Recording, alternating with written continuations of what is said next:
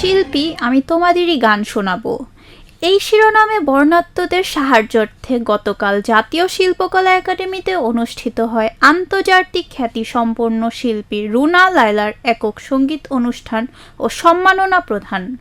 অনুষ্ঠানে প্রধান অতিথি হিসেবে বক্তব্য রাখেন সংস্কৃতি বিষয়ক মন্ত্রী নিতাই রায় চৌধুরী।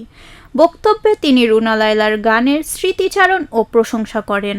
বাংলাদেশ সংস্কৃতি বিষয়ক মন্ত্রণালয়ের পক্ষ থেকে শিল্পকলার উদ্যোগে এখানে আমাদের দেশের অনন্য চিরন্তন সঙ্গীত শিল্পী আন্তর্জাতিক পর্যায়ে অত্যন্ত জনপ্রিয় খ্যাতিসম্পন্ন শিল্পী রুনা লায়লাকে আজকে সম্মাননা দেওয়া হবে এবং একই সাথে তার একক সঙ্গীত অনুষ্ঠান অনুষ্ঠিত হতে যাচ্ছে।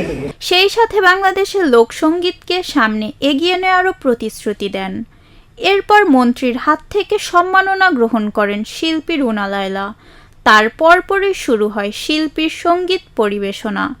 প্রিয় শিল্পীর গান শুনে আনন্দে উচ্ছ্বাসিত হয়ে ওঠে হল ভর্তি শ্রোতারা।